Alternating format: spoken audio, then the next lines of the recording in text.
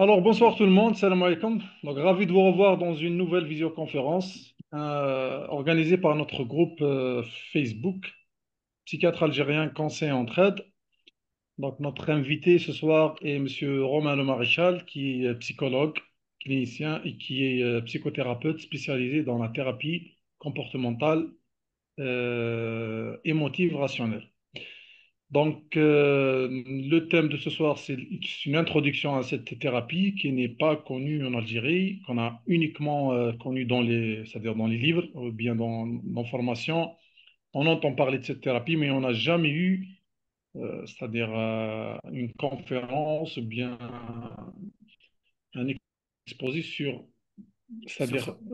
fait par un spécialiste, un praticien, malgré que Romain déteste ce nom, euh, sur ce thème spécifiquement. Donc, nous avons en Algérie, les TCC sont récents, comme vous le savez tous, et dans le monde, elles datent depuis maintenant 50 ans. On sait tous qu'il y a plusieurs approches, qu'elles sont intégratives, et notre vécu, nous, c'est que des fois, on comprend pas, c'est-à-dire comment on va faire. Il y a des gens qui intègrent, c'est-à-dire ils vont utiliser des techniques selon le trouble, et avec les techniques avec qui ils sont à l'aise ou elles sont à l'aise.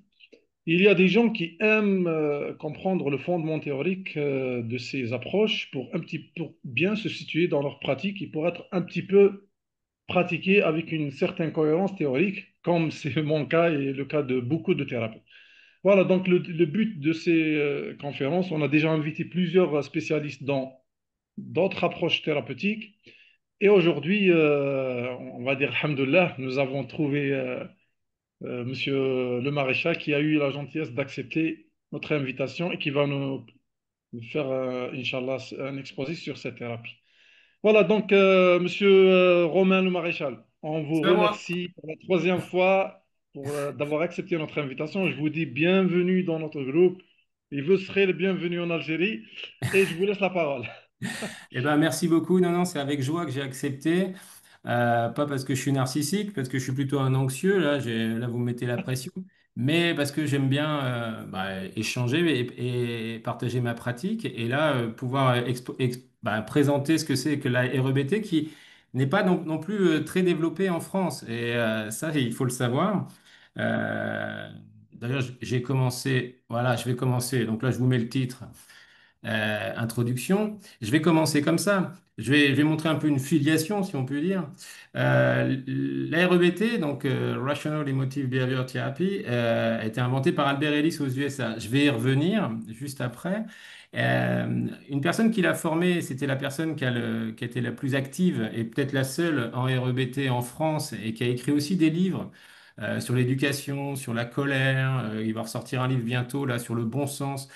Toujours basé sur la REBT, c'est Didier Pleu. Et j'ai eu la chance qu'il pratique à Caen, parce que moi j'habite en Normandie, à Caen, en France, donc, et il était là. Et moi je l'ai rencontré parce que j'étais pas bien, adolescent, 14 ans, j'avais pas mal de troubles anxieux et de troubles autres. Et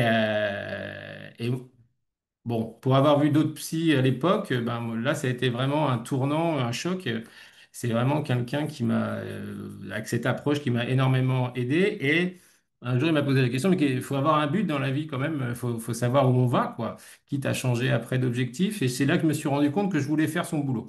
Je voulais faire son boulot. Et donc, moi, je suis rentré en psychologie par la REBT, ce qui fait qu'après, quand j'étais à la faculté, il n'y avait pas de REBT, il n'y avait même pas de TCC à mon époque, il y avait surtout de la psychanalyse, donc là ça a été un peu un choc.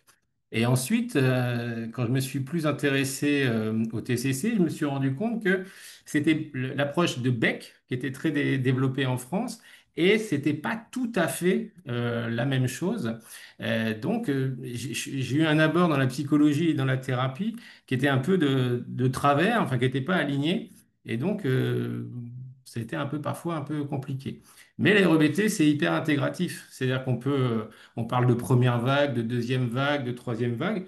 On peut dire que les REBT étaient déjà, on va dire, en avance, mais aussi à l'interaction de toutes ces approches-là et proposent aussi des options ou des spécificités intéressantes. Alors voilà, elle est pas, elle a aussi, elle est pas exempte de défauts, pas défauts ou de limites surtout, bien sûr. Et là, je suis pas là pour faire du prosélytisme, hein, je suis là pour vous présenter cette approche le plus objectivement possible et essayer de vous donner des exemples et de répondre à vos questions. Donc, faut pas hésiter à me dire, Monsieur Rigui, docteur Rigui, si je parle trop ou si c'est pas clair ou si je m'emballe, il faut pas faut pas hésiter à me modérer. Comme tous les anxieux, quand je suis lâché, après je m'arrête plus. Donc, Albert Ellis, donc psychologue américain, qui était au départ new-yorkais, qui était aussi lui un anxieux. Je pense qu'on est une lignée d'anxieux en fait, quoi. Et qui a commencé effectivement à son époque, il y avait soit le behaviorisme, soit la psychanalyse. Donc en thérapie, c'était plutôt la psychanalyse. Et il a très vite été déçu par la psychanalyse, par l'inefficacité, selon lui, de la psychanalyse.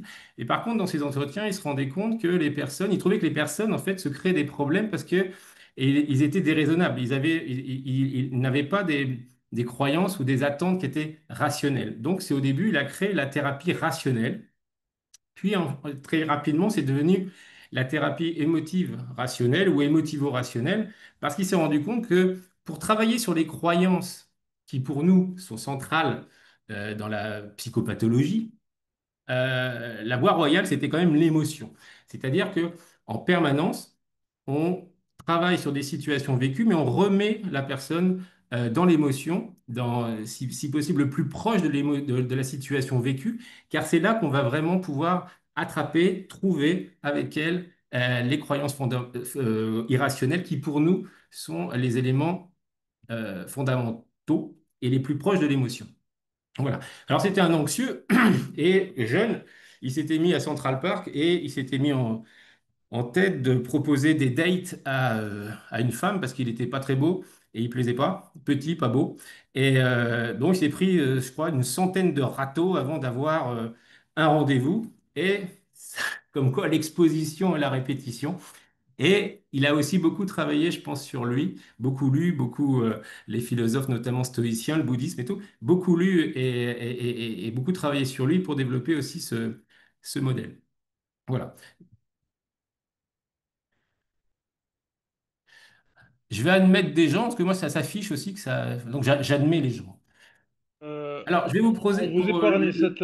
désolé, on vous épargne cette besogne. C'est nous qui... Ok. Voilà. Est-ce que c'est clair jusque-là? Oui, oui. C'est bon. Ok, moi, je fais ça avec mes patients. Donc, si je fais ça, ça veut dire que, voilà, Que j'arrête. que j'arrête. Si je ne fais Oh, rien, donc ça veut dire que tout va bien. ok. Oui. Merci.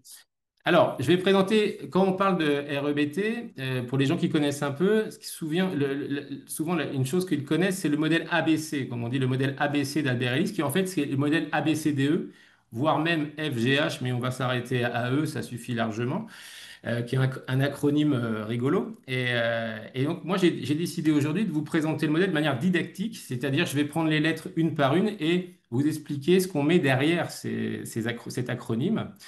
Là où en thérapie, on ne respecte pas tout à fait l'ordre. Je vais vous expliquer. Donc, c'est une grille d'analyse qui va montrer comment on peut travailler sur les modifications émotionnelles et comportementales via une modification cognitive des croyances. C'est fondamentalement une thérapie cognitive à la base.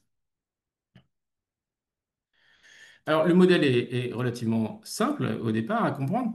Ce qu'il faut voir, c'est un événement activateur A, qui peut être interne ou externe, va être évalué par des croyances rationnelles ou irrationnelles en B, belief, donc c'est pour ça qu'il y a B.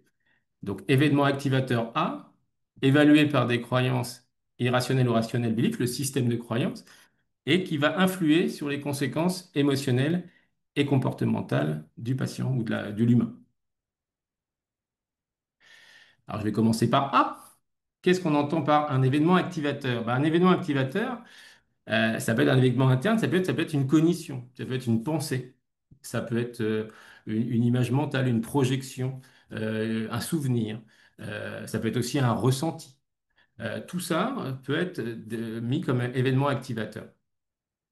Il y a aussi des A externes, donc c'est ce qu'on perçoit la plupart du temps. C'est un événement extérieur qu'on perçoit via nos sens. et les limites de nos sens.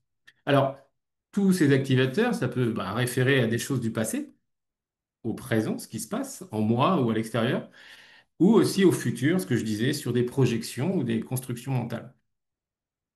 Anticipation anxieuse, par exemple. Dans le A, on peut distinguer trois dimensions. Il y a déjà le A réalité, ce qu'on appelle la réalité confirmable.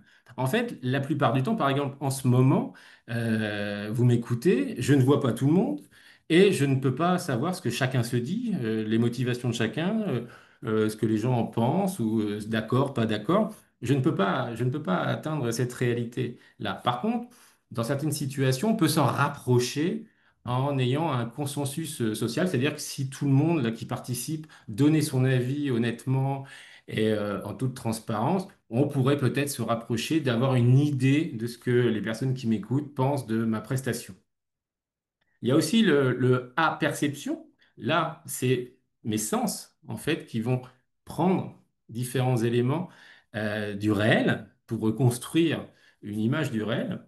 Donc, c'est forcément limité et parcellaire. On sait que nos sens sont quand même assez limités, nous, chez les humains. Et enfin, il y a le A-inférence. En fait, c'est le prêt-à-penser. C'est la pensée automatique dont on sait qu'elle peut être grandement modifiée par des biais cognitifs, par des distorsions, des choses comme ça. Donc c'est surtout sur le A-inférence qu'on travaille, c'est-à-dire l'idée que se fait la personne de la situation. Alors, pour la présentation, j'ai pris un exemple pour que ça soit plus illustratif. Alors, je vais le lire. Je vais juste décaler tout le monde. Je vais prendre l'exemple de Martin, qui est un jeune cadre d'une grande entreprise nationale française, qui a régulièrement progressé dans celle-ci. Donc, il progresse bien. Le grand patron le connaît, il apprécie son travail, mais ils ne sont pas intimes, quoi. Ils ne sont pas proches. Il n'a aucune promotion immédiate en vue, parce qu'il a déjà été promu. Et il n'y a aucune critique dans son travail. Objectivement, tout va bien, quoi. Et à la grand-messe annuelle, le grand patron, il fait son discours où il fait part de certaines difficultés que rencontre l'entreprise, mais aussi de certains défis pour s'y adapter et qui nécessitent des adaptations et des évolutions. Et dans le cours de son discours, ce qui a marqué Martin, c'est qu'il a dit, nous avons décidé de vous confier de nouvelles responsabilités au cadre. J'ai d'ores et déjà fixé des rendez-vous avec certains d'entre vous. Bon. Depuis cet événement, Martin, il ressent une certaine anxiété, il a aussi de la colère, de la honte, il rumine pas mal et il est moins investi dans son travail. Alors, c'est là que je fais déjà un premier point. Là, les manifestations émotionnelles de Martin et les comportements de rumination, c'est les conséquences en C. Donc, il faut voir que les personnes qui viennent nous voir viennent pour régler des C, c'est-à-dire elles sont victimes d'émotions dysfonctionnelles ou pathologiques ou de comportements qu'elles veulent réduire ou voire arrêter. Si on prend les addictions, par exemple, ça peut être la demande. Donc, les gens viennent avec un C et on va essayer de trouver quelles sont les situations A où cette cible thérapeutique apparaît. C'est comme ça qu'on en est arrivé à se rendre compte que c'est depuis cette réunion-là que certaines pensées, certaines émotions très invalidantes étaient apparues. Alors, on va reprendre le modèle. Dans le cas de Martin, il y a la réalité. Son patron a fait un discours. Il a dit plein de choses. Mais Martin, il n'était pas forcément face à lui, il discutait. Il était aussi avec ses collègues. Et bon, voilà, c'était une réunion. Donc, dans la réalité, est-ce qu'il a réellement dit ça? A priori, oui. Mais est-ce qu'il a dit autre chose qui ont peut-être qui peut-être nuancé son propos? Peut-être. On ne saura pas, en fait. On sait ce qu'il a perçu. Et on voit déjà que dans ce qu'on perçoit, en fonction de ses motivations, de son état émotionnel ou autre, on va mettre plus ou moins en exergue certains éléments du réel. Lui, ce qu'il a perçu, ce qu'il a bien entendu, ce qu'il a bien vu, c'est que le patron, quand il a dit ça, il le regardait. Enfin, en tout cas, lui avait l'impression qu'il le regardait. Bon, ils étaient beaucoup, mais lui, il a eu l'impression qu'il le regardait. Donc, j'ai fixé des rendez-vous avec certains d'entre vous, ils le fixent avec un air un peu sombre. Ça, quand c'est automatique, c'est je vais me faire virer.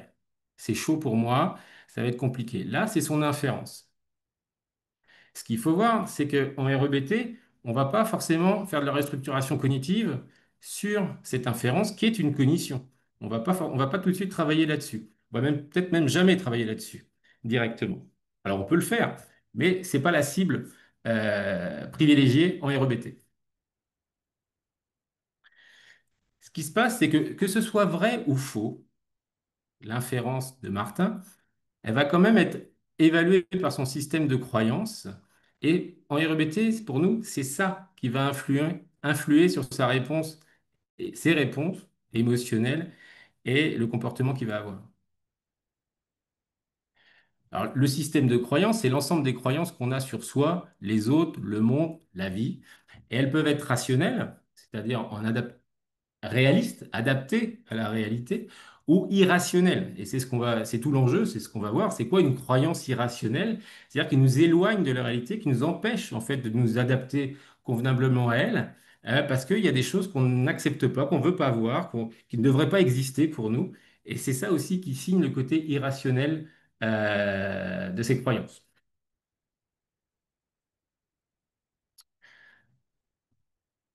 Donc le B, c'est ça, c'est les croyances, belief en anglais, d'où le B, c'est l'ensemble de ces croyances sur soi, les autres, le monde, la vie. Alors, on peut faire une petite comparaison. C'est quoi la différence entre les deux? Bah, une croyance irrationnelle, elle est absolue, souvent dichotomique, blanc-noir, rigide et inflexible. En fait, c'est une exigence, c'est un dogme. C'est pas simplement un souhait, une préférence, c'est quelque chose qui doit être ou qui ne doit pas être, ou qu'il faut faire, ou qu'il faut qu'il advienne ou pas. C'est quelque chose de très rigide. Là où la vie demande bah, d'être un peu plus flexible. Une croyance rationnelle, à l'opposé, elle est flexible, elle est conditionnelle, ça dépend, elle est relative. Ça peut être un souhait, un désir, une préférence. Par exemple, si quelqu'un a dit on ne doit jamais mentir, c'est ce qu'on apprend aux enfants, il ne faut pas mentir. Mais enfin bon, c'est pas vrai en fait. Il y a aussi ce qu'on appelle des pieux mensonges ou des mensonges qui sont adaptatifs. Si on a son meilleur ami qui est peut-être a des gros pépins de santé et on est quand même inquiet pour lui, mais on sent que si on lui dit qu'on pense qu'il est mal barré, ça va pas l'aider. Je pense que beaucoup d'entre nous allons mentir et ne pas dire totalement la réalité ou de ce qu'on pense, parce que la priorité, ça va être qu'il reste motivé et qu'il reste peut-être confiant avec de l'espoir. Donc c'est là où on voit que bah, il faut que ça soit flexible. Oui, en règle générale, c'est préférable de ne pas mentir, je souhaite, mais il y a des situations où c'est pas si simple. Alors, les croyances, ce que je disais tout à l'heure, ça peut nous concerner nous, mais ça peut aussi concerner les attentes qu'on a vis-à-vis des autres ou de la vie. C'est-à-dire qu'on peut se dire, non, non, machin n'aurait pas dû me mentir, bidule n'aurait jamais dû dire ça. Oui, mais ça dépend aussi, ça dépend. Il y a peut-être des raisons, on peut ne pas être d'accord, mais une autre logique qui fasse que ça peut arriver. Les croyances irrationnelles, elles sont pas logiques. Parce qu'en fait, on peut rien exiger du réel. On peut souhaiter des choses, mais on peut pas lui imposer des choses. Donc, à partir du moment où on est déjà dans une logique d'imposition, il va y avoir des problèmes de logique. C'est pas parce qu'on pense quelque chose que forcément la logique qu'on soutient, qu'on souhaite, va advenir. La croyance rationnelle est logique. Et pas que. Elle est surtout vérifiable dans le réel. Elle vise à l'accommodation. Elle vise à nous aider à nous adapter. C'est un guide, mais nous adapter dans les différentes situations qui sont jamais blanc-noir, jamais très nettes euh, dans la vie. Alors que la croyance irrationnelle, elle n'est pas forcément conforme à la réalité. En fait, ce qu'on voit, assimilation, accommodation, on peut revoir c'est ce que Piaget avait développé. L'assimilation, la croyance irrationnelle, on va essayer que le réel s'assimile à notre système. On veut que le réel obéisse à notre système, corresponde à nous au niveau interne, à ce qu'on attend du réel. Là où une croyance rationnelle va plutôt essayer de s'accommoder au réel, c'est-à-dire garder ses valeurs, mais en l'accommodant au réel, en s'adaptant avec les contraintes du réel que je ne peux pas changer. La croyance irrationnelle, elle n'aide pas souvent à atteindre ses objectifs. C'est-à-dire, par exemple, on doit respecter le code de la route. Tout le monde devrait respecter le code de la route. Donc, je traverse sur le passage pour piétons Parce que de toute façon, j'exige que les voitures s'arrêtent. Bah, ce qui risque d'arriver, c'est que je vais mourir en ayant eu raison, mais en étant rigide, je vais mourir quand même parce qu'il y a des gens qui ne respectent pas le code de la route, surtout en France. Et là, en fait, c'était pas très rationnel de se dire, comme tout le monde a pris le code de la route, surtout les automobilistes, ils vont le respecter. Non, une croyance rationnelle, elle va être plutôt utile dans la poursuite de nos objectifs. C'est-à-dire que même si on subit des échecs, même si on a des déconvenus, on va quand même essayer de atteindre ses objectifs. On pourrait dire, c'est un peu comme l'expression à chemin détourné, même but. Si ça marche pas par la fenêtre, on va peut-être essayer par la porte. Voilà. Alors que quelqu'un va dire, non, on doit rentrer dans la maison par la porte, point. Bah, si la porte est fermée, on rentre pas. Ce qui se passe, donc là, c'est tout l'enjeu, c'est que les croyances irrationnelles, elles mènent souvent à des émotions, ce qu'on dit dysfonctionnelles ou malsaines. Elles vont être amplifiées, elles vont pas nous aider à s'adapter, elles vont souvent aggraver la situation. Par exemple, des colères homériques, bah, ça va créer des gros problèmes relationnels avec des conséquences derrière. Des angoisses terribles vont nous paralyser. Et en fait, on va pas forcément avancer et on va peut-être, ça va nous renvoyer une mauvaise image de nous. On va peut-être mettre en place des stratégies d'évitement, etc. Alors que l'émotion rationnelle, à l'opposé, va plutôt conduire à des émotions dites saines ou fonctionnelles qui sont souvent moins intenses et qui ne sont, qui, comme elles ne sont pas sous-tendues par des croyances irrationnelles mais rationnelles, vont nous aider à être beaucoup plus flexibles et modulés dans nos réponses. Et surtout à pouvoir être encore en capacité à prendre du recul par rapport à la réalité pour essayer de réfléchir à d'autres moyens de faire vivre ses valeurs et d'atteindre ses objectifs. Donc là, on a vu B, mais on va préciser les choses. Donc ce qu'on a vu, c'est que en fait, en REBT, c'est difficile de donner une définition de l'émotion où on ne parle pas de croyance, parce que des croyances rationnelles mènent à des émotions fonctionnelles et des croyances irrationnelles mènent à des émotions dysfonctionnelles. C'est ça un des postulats, hypothèses de la REBT. Alors, ok. Il y a trois niveaux de cognition qui sont associés à l'excitation émotionnelle. On a déjà parlé du niveau 1, c'est l'inférence. Donc c'est une cognition, mais qui pour nous est un activateur. C'est pour ça que j'ai mis A au bout. Donc ça peut être les perceptions, les pensées automatiques, tout ça, les inférences négatives, tout ça, c'est des cognitions, mais c'est des activateurs. Le niveau 2, c'est des cognitions, ce qu'on dit évaluatives. En fait, elles sont dérivées de croyances plus profondes. Si on prend les notions de schéma, c'est comme s'il y avait un schéma plus central, le niveau 1, qui, si il n'est pas respecté ou n'est pas vérifié dans le réel, va faire des dérivés. Alors, ces cognitions évaluatives, qui sont le niveau 2, le niveau 3, il y a les premières qui sont des dérivés. Il y en a trois catégories qu'on retrouve tout le temps. La catastrophisation, c'est-à-dire des croyances qui évaluent la dureté de la situation vécue.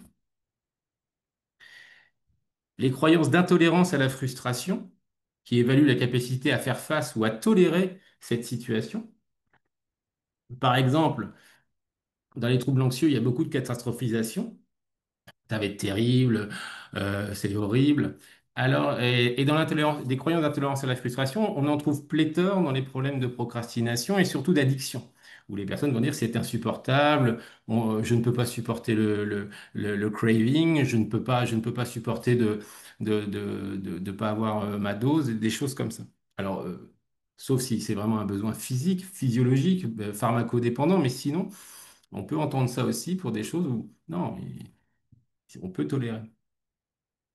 Et il y a les croyances d'évaluation globale de la valeur humaine ou de la vie, qui inclut soit les autres, la vie ou le monde. Et en fait, c'est une façon d'évaluer l'humain dans sa globalité. En gros, c'est des croyances comme si je n'arrive pas à faire ça, c'est que je suis nul. C'est comme si moi je me disais, bah, si là tout le monde n'est pas fan de l'REBT après mon intervention, c'est vraiment que je suis nul, des choses comme ça. Donc, on y reviendra dans le détail, ce qui fait irrationalité et comment on peut questionner, remettre en cause ces croyances-là avec les patients. Le niveau 1, donc ce que je disais, c'est la croyance centrale. Alors Ellis disait que c'était ça qu'il fallait plutôt travailler. Bon, depuis, en fait, les quatre peuvent être travaillés et ça, c'est toujours intéressant. Et puis, de toute façon, elles sont souvent, enfin, elles sont tout le temps reliées entre elles. Pardon. Alors, il faut que je déplace ça. Toc, toc, toc. Donc, c'est des dogmes, en fait. C'est des croyances impératives. On parle aussi d'exigences dogmatiques. Il faut, on doit. C'est une attente rigide.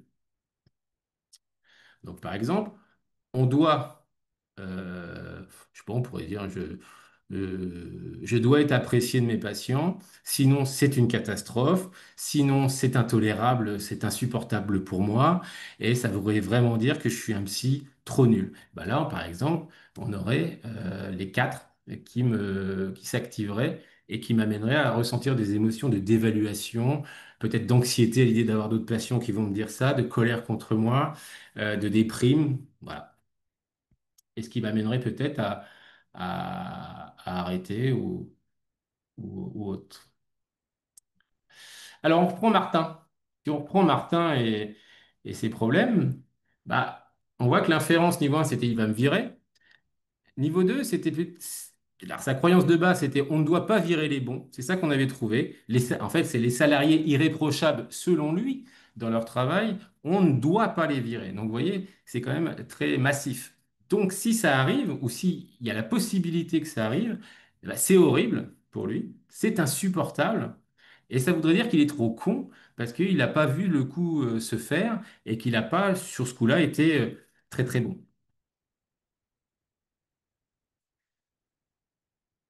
Alors, je vous fais un petit point sur comment elles sont reliées, ces croyances-là. Donc, on a l'inférence, et donc ça, c'est ce qu'on pense vivre, en tout cas, c'est ce qu'on vit. L'exigence est derrière, on ne doit pas virer les bons. Ça, c'est cette croyance qu'il avait déjà, Martin, dans sa tête. Et là, il y a quand même un décalage entre ce qu'il vit, c'est-à-dire je vais me faire virer, et son exigence. Donc, la possibilité que ça lui arrive ferait que bah, ça serait une catastrophe, c'est horrible, et ce serait insupportable pour lui. Et ces trois-là sont toujours reliés entre elles. C'est-à-dire que l'intolérance à la frustration et à la catastrophisation, c'est les deux facettes qui sont toujours reliées à une croyance irrationnelle. Et il y en a une quatrième qu'on a vue tout à l'heure, c'est pour ça que j'ai mis des pointillés. Elle apparaît pas tout le temps, mais elle peut être et quand elle apparaît, elle est reliée aux quatre autres. Et là, c'est une dévaluation, soit de soi, des autres ou de la vie. Et c'est ça qui va influer sur la réponse émotionnelle. Alors, on va prendre les émotions dysfonctionnelles, parce que c'est pour ça que les patients viennent nous voir. C'est le C. Alors, c'est quoi une émotion dysfonctionnelle? Bah, c'est un peu clinique, mais cognitivement, en fait, en REBT, c'est toujours accompagné de pensées irrationnelles. Au niveau phénoménologique, alors ça c'est plus difficile mais les cliniciens ils vont comprendre, c'est vraiment vécu comme une affliction, comme une souffrance, comme quelque chose d'anormal. Parce qu'il faut voir que pour la personne, ce qu'elle vit, c'était pas du tout prévu au programme. C'est comme, un peu comme si la réalité trahissait, quoi. Ils vivent quelque chose qui ne devrait pas exister, en fait. C'est un peu ça l'idée, quoi. Donc ça, c'est pas simplement c'est dur, c'est triste, c'est anormal. Il y a quelque chose de waouh. Physiologiquement, elles sont souvent quand même plus fortes, même si l'intensité émotionnelle n'est pas le critère principal en REBT. C'est même pas le critère du tout. Mais elles sont souvent, au niveau physiologique, accompagnées de réactions beaucoup plus fortes. Au niveau comportemental, bah, ça peut amener des comportements en fait contre-productifs ou autodestructeurs. Hein, si je me mets en colère, je hurle, même si ce que je défends est peut-être adapté au final, mais la manière de le faire va faire que je vais avoir des problèmes, il va y avoir des conséquences relationnelles avec les autres ou autres. Et voilà. Donc en tant que stimulus social, ça va peut-être faire peur aux gens, ils vont peut-être essayer de m'éviter, enfin ça va venir perturber les choses. Donc je vais pas forcément, enfin je vais pas atteindre mes objectifs ou ça va me mettre des bâtons dans les roues pour atteindre mes objectifs de vie. Donc c'est embêtant. Alors, petite spécificité, alors je crois que dans ACT, ils le font aussi un peu cette distinction. Alors, là, les petites croix que vous voyez, c'est toutes les émotions qu'une personne, théoriquement, pourrait ressentir face à un événement. Imaginons, j'ai un patient là maintenant, et il a eu un décès. Son père est décédé, et choses comme ça.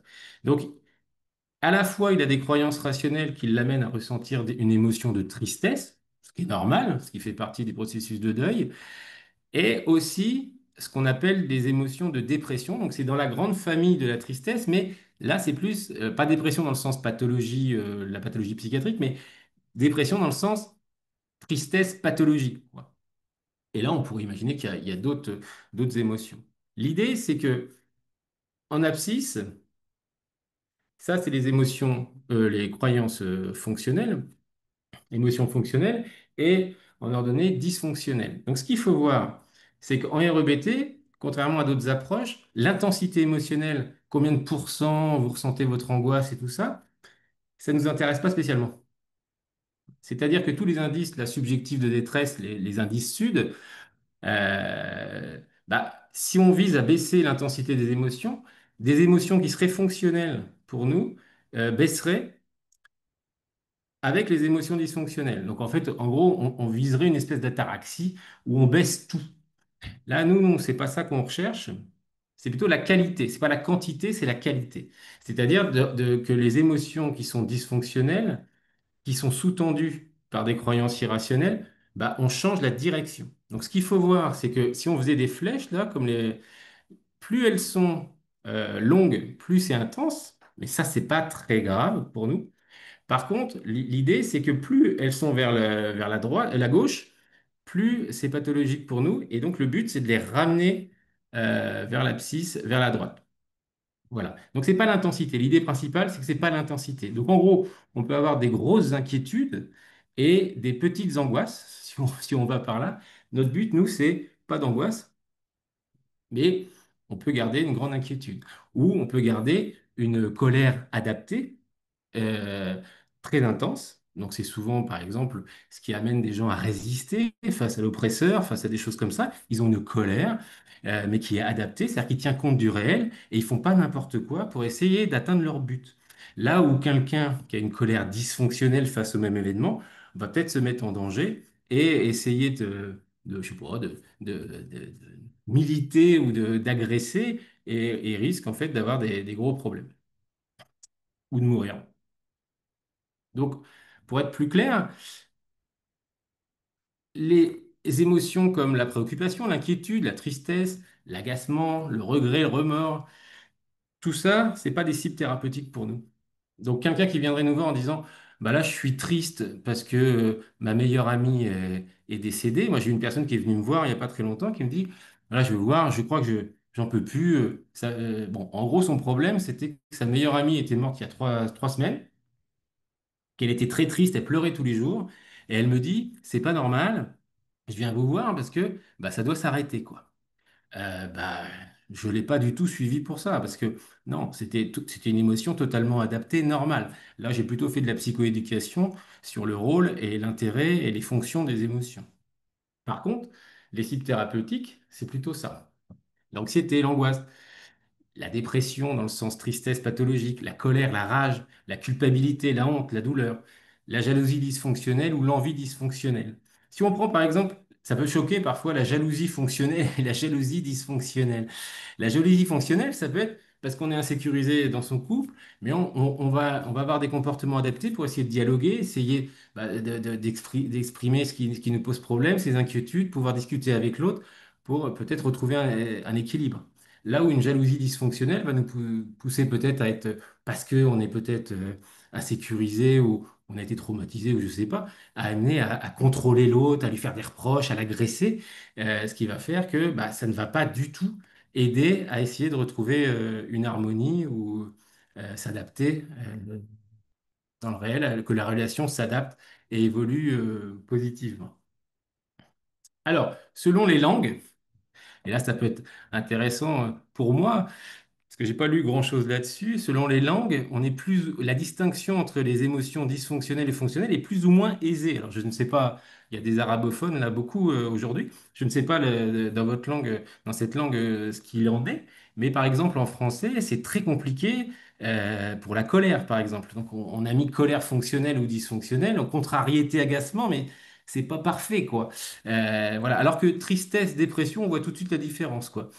Préoccupation, inquiétude et anxiété, on voit très bien la différence. Mais selon ouais, les langues, les termes sont plus ou moins aidants. Donc là, il vaut mieux se mettre d'accord avec le patient et utiliser ce que j'ai dit tout à l'heure sur la définition d'une émotion dysfonctionnelle pour voir ce qu'il en est.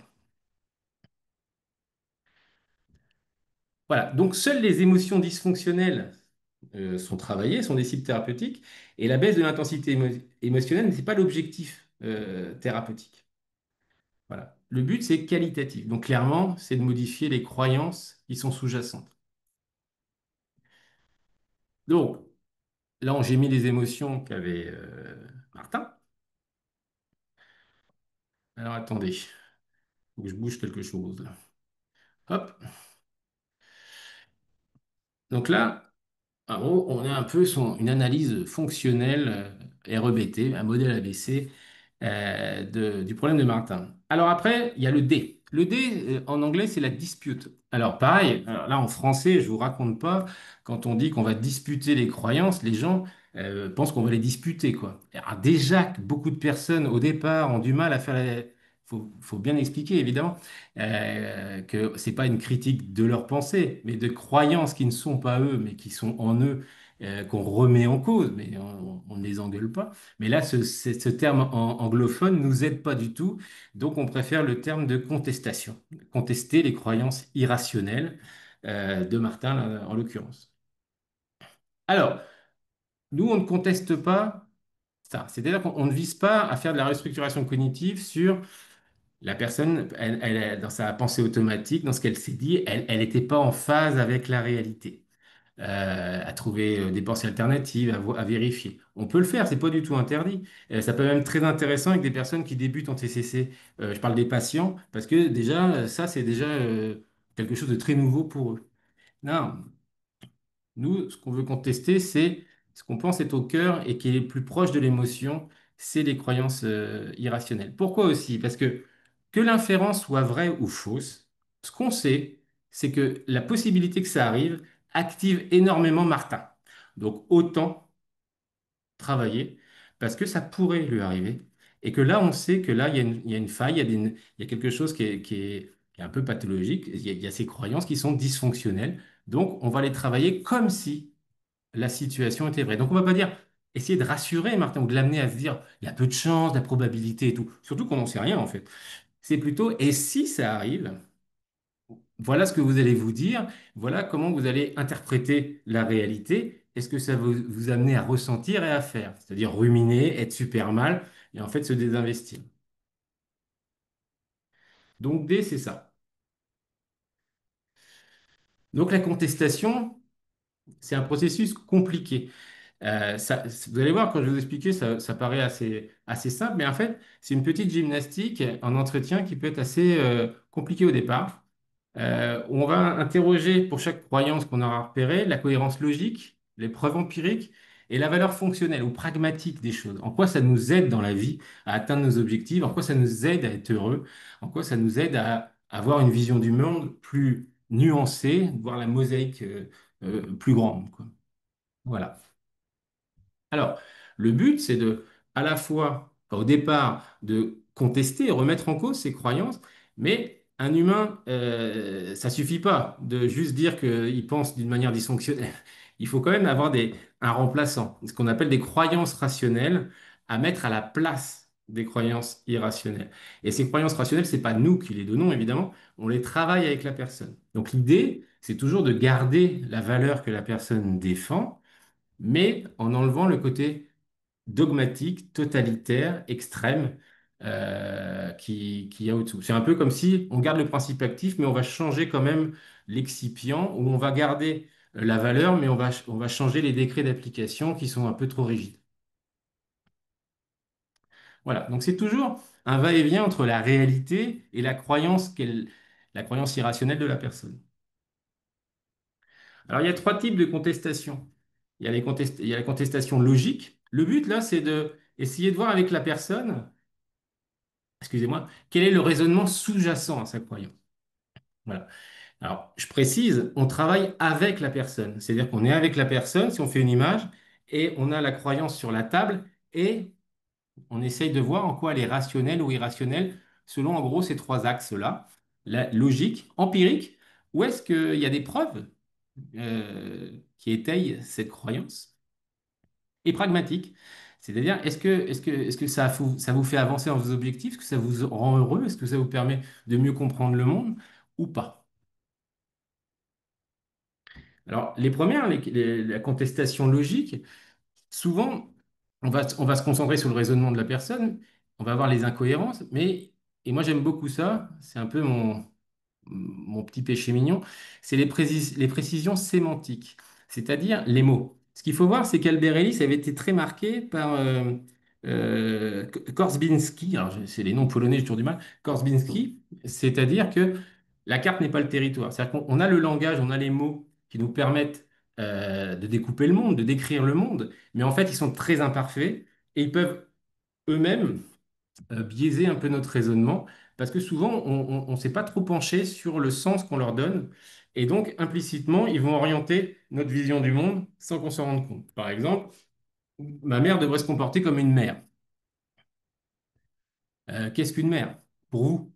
Bah, une mère, c'est une mère, quoi. Elle est aimante, elle est douce, voilà. Oui, mais est-ce que toutes les mères sont comme ça? C'est, dans votre logique, une mère est forcément aimante. Mais c'est une logique. Mais dans la réalité, où est-ce que c'est prouvé qu'une mère, simplement parce qu'elle a eu un enfant, va avoir toutes ces qualités-là? Si elle a un trouble bipolaire, elle est en pleine crise, si elle est complètement dépressive et qu'elle est incapable vraiment d'être là au quotidien, c'est peut-être pas possible. Voilà. Donc, souvent, on va demander des éclaircissements sémantiques qui vont souvent amener la personne à se rendre compte que c'est pas si clair que ça, en fait, sa croyance. Après, il y a les contestations empiriques, donc ce que je disais, c'est-à-dire qu'on va les vérifier dans le réel, donc que ce soit avec la science notamment, avec l'expérience de la personne dans le passé, avec les exemples qu'on voit autour de nous, si effectivement cette croyance est vérifiée partout, tout le temps, ou si elle a des multiples exceptions. Donc souvent, on va pointer le manque de preuves, c'est-à-dire que la personne, elle affirme des choses, enfin, c'est pas de sa faute, mais elle croit des choses, mais en fait, ça n'a jamais été étayé. Elle s'est jamais vraiment posé la question sur qu'est-ce qui étaye ça. Donc, elle peut dire, bah, dans ma famille, c'est comme ça. Oui, mais ça fait pas preuve. Ça, c'est juste que dans votre famille, ils pensent ça, mais on peut penser différemment d'eux, et puis on peut avoir un droit d'inventaire, de se dire, mais ok, est-ce que moi, je suis d'accord avec ça? C'est quoi un peu ma philosophie, quoi. Et contestation pragmatique, bon, bah là, ce que je disais tout à l'heure, c'est les conséquences que ça peut entraîner d'avoir ces croyances-là au niveau hédonique, hein. Étant donné que les croyances irrationnelles, souvent, on voit beaucoup ça en addicto, nous amènent plutôt à court-circuiter un peu la vision à long terme des objectifs et à vouloir un soulagement à court terme. Donc là, par exemple, c'est ce qu'on utilise beaucoup, oui, dans les addictions ou dans les évitements. Dans toutes les pathologies de l'évitement, oui, on est gagnant à très court terme, mais derrière, on est perdant. Alors, il y a tout ce qui est heuristique, ce que je disais, c'est la vision du monde, explorer le monde, comprendre le monde, essayer de voir un peu les nuances qu'il y a. Et pragmatique ou fonctionnel, qu'est-ce que ça me rapporte et qu'est-ce que ça m'enlève, quoi. Donc, si on prend l'exemple de Martin, on peut faire différentes contestations. Par exemple, si on prend l'exigence dogmatique, on ne doit pas virer les bons. Bah, là, on a envie de demander à Martin, c'est quoi les bons? C'est quoi les bons? Bah, c'est des gens qui font bien leur travail, qui ont bien compris comment fonctionnait leur entreprise et qui donnent pleinement satisfaction, d'accord, mais est-ce qu'il peut y avoir d'autres logiques? Est-ce que c'est une logique scolaire comme ça, on travaille bien, on a 20? Non, ça peut être, parfois on est viré parce que peut-être parce qu'on est bon justement et il y a de la concurrence. Il y a plein de boîtes, c'est pas forcément les meilleurs qui sont gardés. On peut retrouver d'autres logiques. Peut-être que la personne est bonne dans son travail, mais au niveau relationnel, ça ne le fait pas, elle ne s'intègre pas dans le groupe, donc on va s'en séparer, bon, parce que c'est compliqué, ou elle met à mal les autres par son comportement. Et ça, la croyance ne l'intègre pas. Voilà. Après, on ne doit pas virer les bons, mais ce qu'il faut voir aussi au niveau logique, c'est qu'il y a beaucoup de contingences qu'on ne contrôle pas. C'est-à-dire, on peut faire tout son possible, mais avoir un coup de mou, être malade, avoir des problèmes dans sa vie qui font qu'on est moins performant. Et on est bon, sur le long terme, on est bon, on est plutôt bon, mais là, on n'est pas bon. Il y a peut-être des boîtes qui, à très court terme, vont virer les gens qui ont un coup de mou. Et donc, ça veut dire que c'est au niveau des contingences, que ce soit interne et externe, le jugement des autres, on n'a pas vraiment beaucoup de pouvoir, mais ça, c'est pas inclus dans la croyance. Au niveau empirique, on va demander à Martin, est-ce qu'il a des exemples? Est-ce qu'il a vu des exemples où il y a des gens qui étaient pour lui bons, ont quand même été virés? Et au niveau pragmatique, de se dire en permanence, il faut que je sois bon, sinon faut pas que je me fasse virer, tout ça. Ou là, de se dire, ça se trouve, je vais me faire virer, il est angoissé et tout. Qu'est-ce que ça lui apporte, quoi? Est-ce que ça le rend heureux? Est-ce que ça lui permet justement de mieux avancer? Ben non, parce qu'il est plutôt démotivé, il rumine, il est très anxieux, il est mal, quoi. Est-ce que ça, au niveau familial, il y a des répercussions? Bah oui, sûrement. Avec sa famille, tout le monde s'en rend compte, sa femme aussi. Donc, en fait, c'est des conséquences de conséquences. Et en fait, on peut se poser la question si elle est très intéressante, cette croyance. C'est insupportable. Pareil, on peut se poser la question, où est la logique derrière? Bah, souvent, la logique des croyances d'intolérance à la frustration, c'est de croire l'humain est plutôt fragile en fait.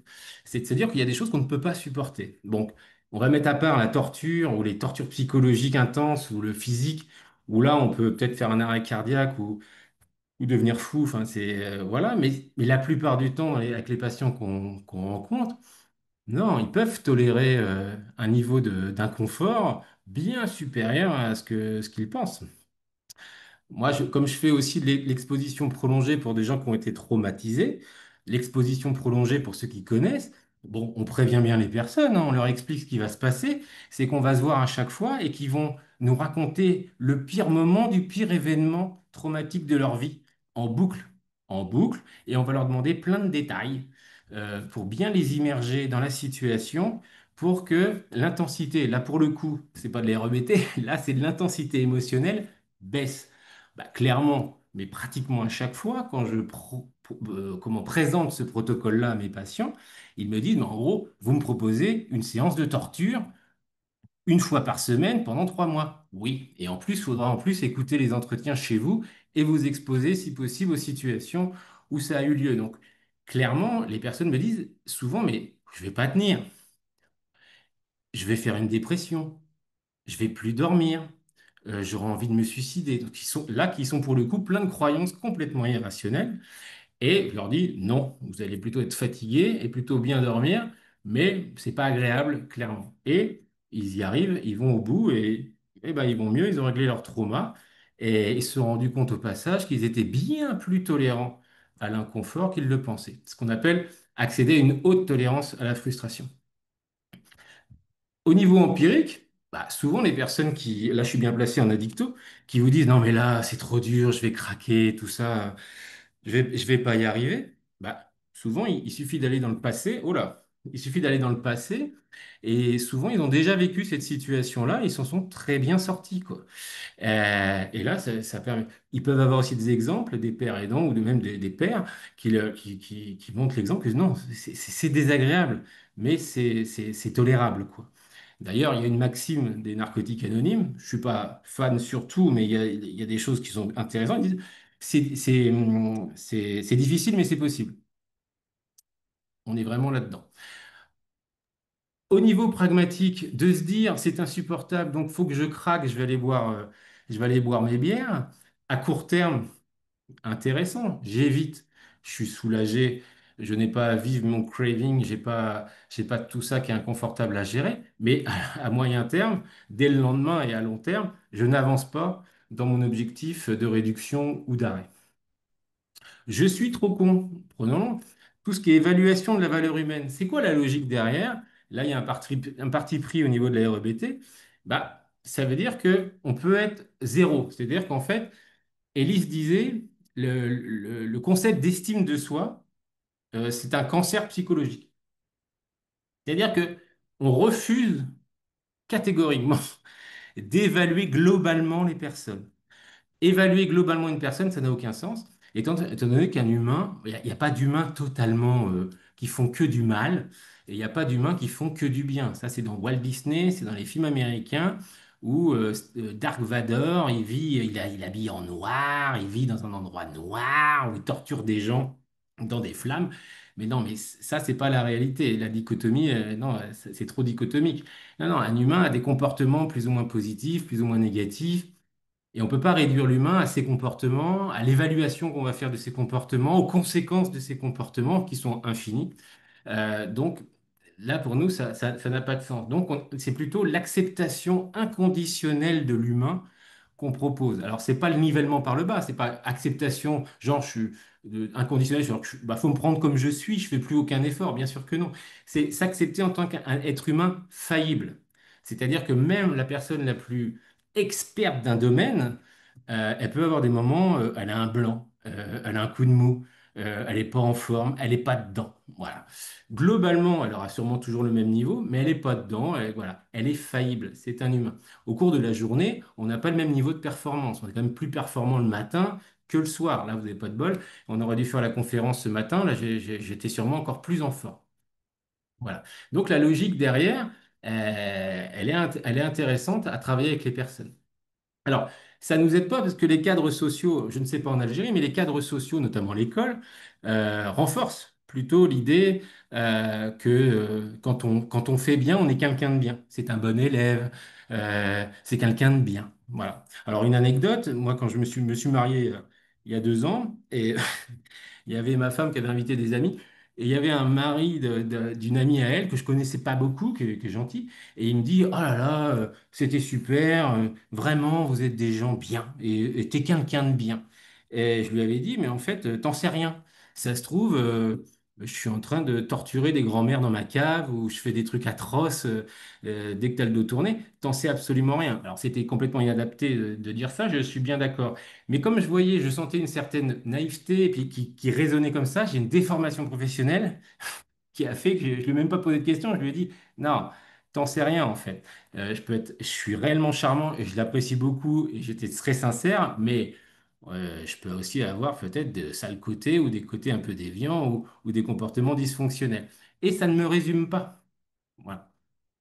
Au niveau empirique, on peut aussi se poser la question, si la personne a déjà eu des erreurs, elle s'est dit qu'elle était nulle, mais en fait, est-ce que derrière, elle n'a pas rebondi? Est-ce que derrière, effectivement, ça a marqué sa nullité, plus personne ne lui parle, on ne lui fait plus confiance? Est-ce que quand on a eu des échecs thérapeutiques, on en a tous eu et on en aura tous encore, est-ce que ça fait de nous des mauvais psys? Est-ce que tout d'un coup, on est devenu nul tout d'un coup? Non. Et derrière, il y a encore l'idée aussi qu'on peut ne être rien, parce que si on s'évalue de 0 à 10, en gros, ça veut dire qu'on peut être zéro. Et ça, c'est impossible. On ne peut pas être rien et nul. Voilà. Et au niveau pragmatique, de raisonner comme ça peut amener en prévision de certains événements, peut-être pour éviter de se dire je suis nul, c'est-à-dire en gros, il ne faut pas que je me rate. Là, j'ai cet examen-là, cette compétition, il ne faut pas que je me rate.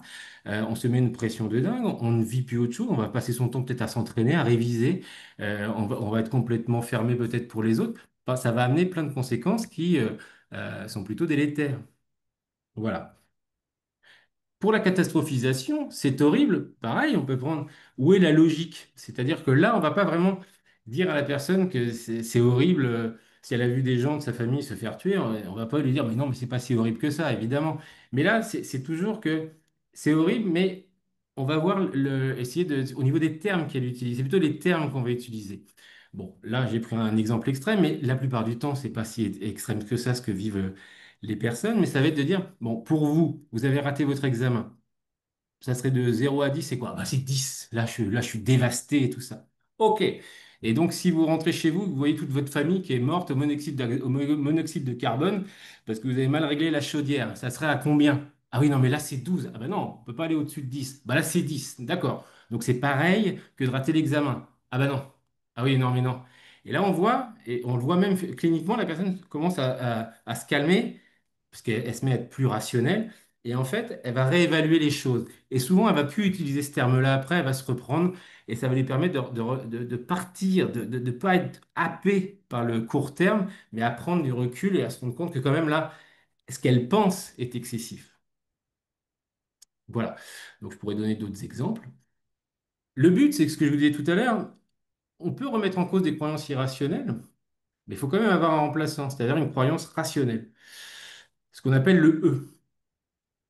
Donc, par exemple, si on prend Martin, bah, le but, c'est de transformer les exigences dogmatiques ou cette exigence dogmatique en attente plus réaliste par rapport à la réalité. Donc lui, par exemple, c'était on ne doit pas virer les bons. Bah, c'est devenu plutôt bah, je souhaite pas. C'est-à-dire qu'on passe de l'exigence au souhait, à la préférence. Je souhaite pas que les bons soient virés. Mais, j'ai mis trois petits points, mais ça peut arriver, mais il peut y avoir de l'injustice, mais il peut arriver différentes choses. Et ça, je ne pourrais pas y faire grand-chose, quoi. Donc, je peux faire ce que je peux pour essayer d'éviter ça, mais je ne peux pas exiger que ça n'arrive pas. Au niveau, c'est insupportable, tout ce qui est intolérance à la frustration, bah, c'est souvent d'arriver à une tolérance à la frustration, une haute tolérance à la frustration. C'est que oui, on valide le fait que c'est désagréable, voire très désagréable, il n'y a pas de problème là-dessus, mais c'est supportable. Alors, il y a une petite expérience qui peut être intéressante là-dessus. C'est ce que. Alors, c'est pas Albert qui avait inventé ça, c'est quelqu'un. Alors, j'aurais bien voulu avoir son nom, parce que moi, j'aime bien donner le nom des gens, je suis très respectueux de ça. Mais c'est un psychologue REBT qui avait inventé ça. Et ce qu'on appelle la dispute du terroriste ou voilà. En gros, et ça c'est redoutable pour les personnes qui pensent qu'ils ne pourraient pas supporter. Parce que souvent la personne le pense et est sincère. Elle nous dit, mais non, mais vous vous rendez pas compte, monsieur le maréchal, moi je peux pas, là je suis à deux doigts de boire, j'ai la bouteille, j'ai tout, je ne peux pas, là c'est trop tard. Voilà, voilà. Ou c'est plus fort que moi, c'est une pulsion, tout ça. La personne est sincère, mais c'est fondamentalement faux. Donc, comment arriver à lui faire appréhender que, en fait, elle a des ressources à l'intérieur? Bah, c'est de faire cette fameuse dispute du terroriste. C'est-à-dire que vous dites à la personne, voilà, vous lui posez d'abord la question, c'est qui la personne que vous aimez le plus au monde? Donc, par exemple, ma fille ou ma femme. Alors, parfois, on est surpris hein, par la personne qu'ils aiment le plus au monde. Et on lui dit, voilà, maintenant on retourne dans la situation, là vous êtes à deux doigts, je sais pas, d'éviter d'aller dans l'ascenseur alors que vous devez vous exposer, ou vous êtes à deux doigts de craquer au niveau de l'alcool ou de la, je sais pas quoi. Voilà, ouais, ouais, ouais, vous l'immergez bien et vous dites, voilà, là vous apprenez je sais pas, vous avez un coup de fil d'un psychopathe, ou alors vous apprenez que si vous buvez, ou si vous ne vous exposez pas, ou si vous ne prenez pas votre traitement tous les jours, enfin, ce que la personne pense ne pas pouvoir supporter, votre fille meurt. Et on part du principe que c'est sûr et certain, elle ne sera plus là. Et bien là, qu'est-ce qui va se passer? C'est que la personne, elle va se rendre compte qu'elle est capable de supporter un énorme inconfort si elle est très motivée. Et là, c'est assez intéressant pour ceux qui peut-être qui bossent en addicto, c'est que si vous poussez après, alors ça, moi j'ai rajouté ça au bout, si vous demandez à la personne, bon, elle va vous dire, bah non, mais là je le ferai pas. Et là, vous pouvez lui dire, mais quand même, vous avez vachement envie quand même. Oui, non, mais là je jette tout. Et là, vous lui renvoyez toutes les situations qui sont compliquées pour elle et où elle a peut-être du mal parfois à trouver des comportements alternatifs ou des solutions. Et là, ce qui est hallucinant, c'est que la personne va vous dire par le menu tout ce qu'il faut faire. Et c'est pas qu'elle avait menti avant, on est d'accord. C'est que là, elle est tellement motivée qu'elle va accepter de faire des choses, elle va accepter d'appliquer des stratégies et tout ça qui sont plus compliquées d'habitude parce qu'elle est super motivée pour sauver la personne.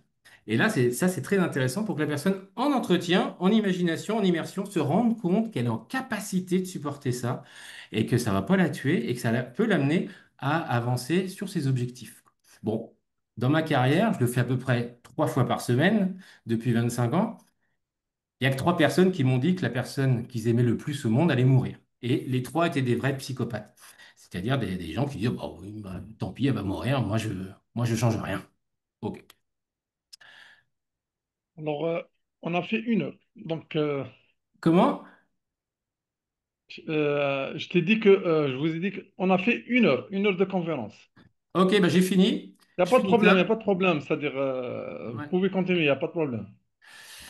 Je suis trop con, c'est devenu je suis un humain et donc je suis un humain faillible. Je l'ai résumé comme ça. Et au niveau catastrophisation, c'est plutôt une évaluation réaliste des conséquences et de ce qui peut arriver. Et bah, je vais survivre, en fait, la plupart du temps. Alors, ça a été très critiqué, la Elix, en disant, lui, il est vraiment survie, c'est vraiment survie, même si on n'a plus rien, il n'y a aucun confort. Lui, ouais, il prend à la racine, mais je vais survivre et je vais surtout trouver un plan B.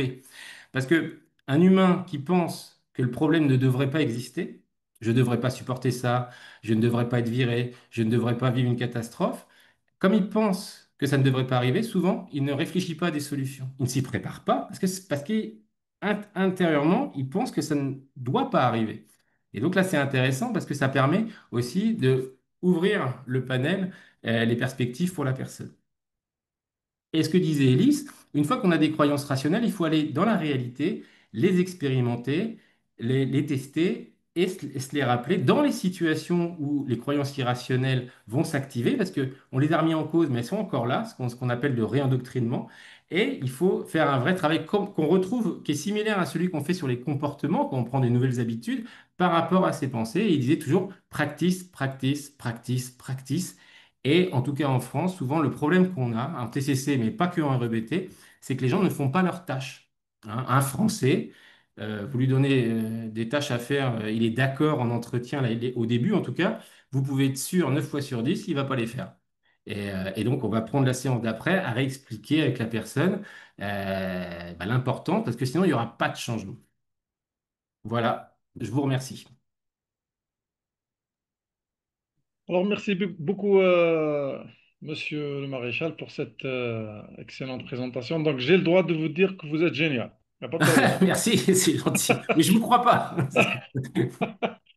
D'accord. Donc, on vous remercie pour cette conférence qui est très pratique. Donc, c'est ça qui est original, c'est qu'elle est pratique. Elle part d'un cas clinique pour simplifier un petit peu ce modèle.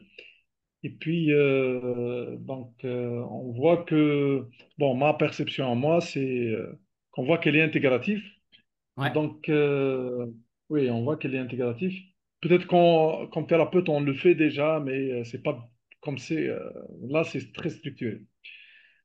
D'accord. Donc, pour ceux qui veulent poser des questions, donc, comme on a l'habitude, on va retenir un petit peu Romain, quelques minutes pour Mais moi, poser j'ai des questions. prévenu ma femme que je rentrais que quand ça serait fini. Alors, allez-y, hein, j'ai le temps. D'accord, très bien, merci beaucoup.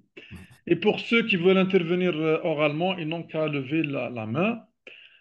Donc, il y a une question qui est très importante, pertinente, voilà. C'est Madame Barek, elle a dit, parce que vous étiez en train de parler des croyances irrationnelles et des niveaux de cognition et comment on procède, elle a dit que c'est à peu près comme le questionnement socratique. Alors, est-ce que ça, ce que vous êtes en train de faire, c'est du questionnement socratique? Voilà. Ça, c'est une question Alors, pertinente. quand il y avait les différents niveaux de cognition, bon, bah, ça, c'est une façon de structurer les choses. Voilà. Après, là, j'ai donné des exemples parce qu'en fait, il y a les trois types de contestation, mais en fait, il y a à peu près quatre styles qu'on peut mixer avec. Ce qui nous fait à peu près 12 approches différentes si on est vraiment rigoriste. C'est-à-dire que là, j'ai plutôt favorisé tout ce qui est socratique parce que c'est quand même la grande classe quand on est thérapeute, si on arrive à amener la personne à se remettre en cause, à découvrir les choses par elle-même, par des questions, on est quand même super content parce que c'est quand même super. Alors après, on peut être aussi didactique, c'est ce qu'on fait, c'est-à-dire là ce que j'ai fait, c'est-à-dire expliquer les choses. Donc il y a quand même des points théoriques ou des phénomènes qu'il faut expliquer aux gens parce qu'ils n'y connaissent rien en psycho. Donc ça, on peut l'expliquer, faire didactique. Donc psychoéducation, par exemple, c'est une approche didactique. On peut utiliser l'humour beaucoup aussi. Et on peut utiliser aussi la révélation sur soi. Alors, la révélation sur soi, c'est pas raconter sa vie, hein. C'est se montrer en tant qu'humain qui a vécu une situation similaire où on a eu aussi des croyances irrationnelles. Ça renforce bien l'alliance et ça aide aussi la personne à s'identifier et à se rendre compte que même son thérapeute est un humain qui travaille sur lui. Donc, l'adage, je sais pas si vous l'avez, c'est le meilleur médecin, c'est quand même celui qui soigne devant ses malades. C'est-à-dire que bah, il est humain comme les autres, quoi. Voilà. Donc oui, là, j'ai plutôt mis en avant le côté socratique, le questionnement, le type de questionnement qu'on utilise. Très bien. Donc, bon, il y a beaucoup de messages qui vous remercient beaucoup et qui trouvent que la présentation, elle est excellente. Donc, Bah, merci beaucoup. Romain, il vous a dit, vous n'avez pas le droit de dire ça. J'ai pas le droit de dire quoi? Vous n'avez pas le droit de dire que... Ils ont le droit de dire que vous êtes excellent. Ah bon, bah d'accord, bah, je prends, je prends, je prends, je prends. Merci Très beaucoup. bien. Donc, il y a une autre... bon, il y a d'autres questions. Bon, je vais commencer par poser une question sur... par rapport à notre contexte, nous, en Algérie, ou bien dans les pays arabo-musulmans. Donc, lorsqu'on lit un petit peu sur cette thérapie, on a l'impression que le patient, il doit être cultivé, Mhm, il doit avoir un niveau intellectuel, il doit être un petit peu imprégné par la culture occidentale, mhm. par les principes, par exemple, peut-être du stoïcisme, etc. Et là, moi, voudrais vous demander votre expérience par rapport, peut-être je présume que vous travaillez avec les migrants. Est-ce que vous trouvez que cette thérapie, on peut l'appliquer sur d'autres, ou bien est-ce qu'elle est beaucoup plus occidentalisée, occidentale? Alors, c'est là où moi je manque de culture, parce que je ne connais pas trop votre culture, donc je ne pourrais pas trop vous répondre. Je crois que c'est plutôt vous qui pourrez le faire. Ce que je peux Voilà. vous dire, c'est que quand même, moi j'ai fait ce boulot-là, quand même aussi avec une motivation personnelle qui était de proposer de la thérapie à des gens pour qui ils sont à des années-lumière dans leur culture familiale ou social de ça, quoi. C'est-à-dire que pour eux, c'est un truc d'intellectuel, c'est un truc pour les... Voilà. Donc moi, j'avais quand même le souci de pouvoir que tout le monde, si possible, puisse avancer en thérapie. Alors, c'est pour ça que j'ai beaucoup développé des outils qui sont sous forme de schémas, de dessins, de métaphores. Mes collègues de REBT me disent, on utilise beaucoup de métaphores, ils me disent, toi, tu es un dieu de la métaphore. Enfin, je trouve des métaphores assez rapidement et je vois à peu près l'imaginaire des patients que j'ai et j'essaie de trouver des métaphores qui leur parlent parce que la métaphore, c'est puissant. Il y a plein d'informations en une seule image. Et pour beaucoup de personnes qui sont pas super cultivées ou qui sont pas parfois aussi au niveau intellectuel, c'est peut-être un peu plus compliqué. Là, ça parle, quoi. C'est comme ça. Par exemple, j'ai réussi à résumer ce que c'est que le craving, les objectifs de changement en addiction, les différentes instances entre le court terme, le long terme, le striatum, le complexe striato-amygdalien plus le cortex, avec la métaphore d'Ulysse et des sirènes, par exemple. Alors, vous allez me dire, là, on est très dans l'Occident, mais il y a moyen, je pense, en se prenant un peu la tête, de trouver, c'est souvent des images. Bon, après, pour des personnes qui vraiment la comprenaient, et c'est pas méchant quand je dis, c'est compliqué, là, on va plutôt aller sur un versant comportemental, clairement. Et Très bien. parfois un Donc, peu didactique, ouais. la métaphore, c'est un peu, ça me rappelle acte thérapie. Ouais, bah je dois faire de l'acte sans le savoir, mais la métaphore, Oui, mes oui, collègues me disent c'est quand même hallucinant. C'est mon point fort. On a tous nos points forts, nos points faibles. très Moi, mon bien. point fort, c'est la métaphore. Donc, il y a Sabrina, Zubair, صبرني شوية بقى. Là, il y a Sabrina Saïs qui partage une expérience. Elle dit l'acceptation inconditionnelle de l'humain me rappelle un cas clinique d'une patiente qui refuse de devenir mère et qui se sent en colère vis-à-vis des mères. Elle pense qu'on ne peut jamais être heureuse en tant que mère, que les enfants bouffent notre énergie, etc. Donc, merci pour cette présentation intégrative. Et il y a une question? Ah, mais Oui, bon, elle a partagé une expérience. merci. Alors, ce que j'ai pas précisé, c'est que derrière, dans la thérapie, ça vise toujours trois grands objectifs. C'est l'acceptation inconditionnelle de soi, l'acceptation inconditionnelle des autres en tant qu'humain aussi, et l'acceptation inconditionnelle du monde et de la vie, c'est-à-dire bah voilà, il est et on ne maîtrise pas grand-chose. Donc c'est l'acceptation, et là la définition est quasiment la même que dans Acte. Dans le bouquin, Émeric Languerrand a fait le chapitre dessus et clairement il montre bien les liens les différences et les liens qui y a entre les deux. Et là on peut dire que cette dimension d'acceptation, oui, oui, elle est centrale. Zubair, est-ce que tu peux intervenir? Oui, merci Romain pour la conférence, pour la présentation. Moi, j'ai deux questions. La première, c'est moi, quand j'entends parler d'arbres d'hélice, c'est les dix pensées rationnelles d'hélice. Qu'est-ce qu'elles deviennent? Est-ce qu'elles sont toujours là? contre lesquelles vont être mesurées les pensées des patients, ce que sont universelles. Et ma deuxième question, c'est comment se structure une thérapie REBT? Est-ce que c'est un peu comment on fait? Est-ce que c'est limité dans le temps? Par exemple, si on prend par exemple une dépression, une phobie sociale, est-ce que c'est vraiment ce qu'on on prend on prend le modèle de TCC avec une introduction du patient, présentation de la séance et puis les exercices et à la fin le feedback. C'est comme ça que ça se passe. Non, non, Merci, alors, merci, ouais, merci. ouais, pas de problème, je vais répondre. Alors déjà, c'est 11 grandes croyances irrationnelles. C'est plus 10, maintenant c'est 11. Ah, d'accord. Ça aurait été bien 12, on aurait été dans quelque chose de très occidental. 12, c'est bien, comme le foot. Non, ils sont Et pas 11 en fait. 13. Donc c'est comme le foot en fait. Non, non, ou les 12 travaux d'Hercule. Mais ouais, ouais. Donc en fait, c'est intéressant parce qu'il y a eu un bouquin, comment il s'appelle, de Chaloux, le Canadien, qui a fait un super Oui, bouquin sur les thérapies cognitives. Il est vraiment bien. Et d'ailleurs, on voit qu'il a été formé, Ellis, il a été formé Beck, il a été formé Jung. Et dans son bouquin, il montre bien pour lui, en tout cas, sa vision, les avantages et inconvénients. Et dans ce bouquin-là, lui, ce qu'il a retenu d'Élise, c'est surtout ces 11 grandes croyances irrationnelles. Mais je crois que lui, il en dit 10, mais en fait, il y en a 11. Voilà. Et c'est vrai que ça pourrait être comment c'est intéressant. Alors, quand on voit son bouquin, on se rend compte que quand même, il est structuré très REBT, en fait, sans vraiment le dire. Bon, mais bref. Donc oui, ces grandes croyances-là, en fait, on s'en sert, c'est souvent pour les thérapeutes un peu plus expérimentés, on s'en sert parce que on voit à peu près, quand la personne commence à énoncer les situations, surtout ses croyances et tout, on voit à peu près dans quel type de grande croyance la personne est engluée. Donc ça nous permet d'avoir une longueur d'avance en fait. Ça permet d'orienter un peu les questions, ça permet stratégiquement de se préparer parce qu'on voit à peu près où la personne va arriver. Et ce qui se passe, c'est que comme on le sait un peu à l'avance et on teste, enfin, c'est pas qu'on induit, bien sûr, mais on teste, la personne sent, dans ces moments-là, elle sent qu'il y a un côté, putain, il a l'air de savoir dans quoi je suis englué, mais il me le dit pas. C'est ce qui se passe.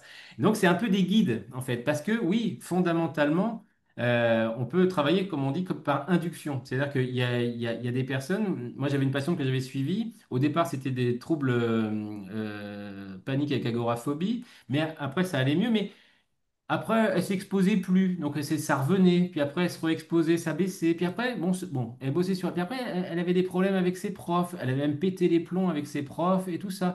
Puis à un moment, elle a vu un traitement, elle le prenait quand elle avait envie. Et en fait, mis bout à bout, on retrouvait toujours le même type de croyance. Et en fait, je lui avais demandé, je dis, on avait retrouvé ces croyances-là pour votre problème de, hein. Là, on avait trouvé ce problème, hein. Et là, et en fait, derrière, en faisant en induction, on se rendait compte qu'elle avait toujours la même grande croyance, et en fait, qui était vraiment au cœur de son problème, c'était la grande croyance des intolérants à la frustration, c'est la vie devrait être douce, la vie ne devrait pas m'imposer des choses que je ne veux pas, et je devrais toujours avoir ce que je veux. Et ça, c'était vraiment son petit cancer psychologique à elle. Donc ça aide parce que ça permet, même si la personne, on a réglé un problème, elle revient, d'une certaine façon, parfois c'est le même problème sous une autre forme qui apparaît dans d'autres secteurs de sa vie. Donc d'avoir ça comme hypothèse, ça permet de vérifier chez des personnes, de prendre une longueur d'avance, mais ça permet aussi parfois enfin souvent de se dire, bon, vu qu'il y a ce problème-là qui a l'air assez général, ça serait logique que vous ayez ces problèmes-là aussi dans la vie.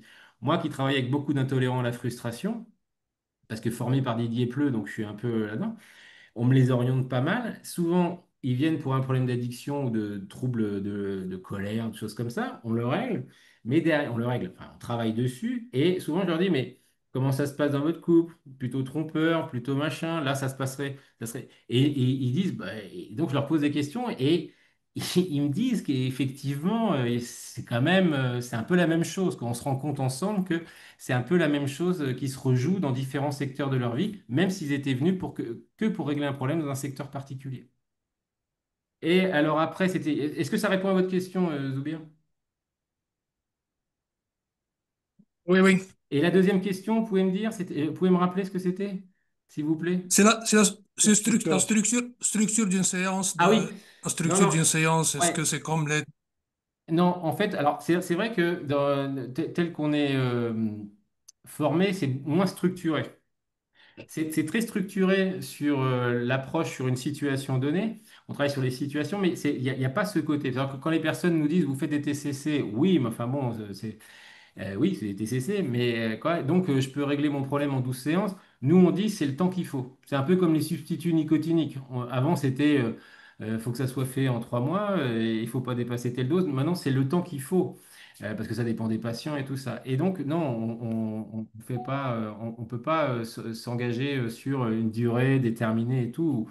Voilà, on va plutôt travailler sur les situations, les cognitions qui entretiennent leurs troubles.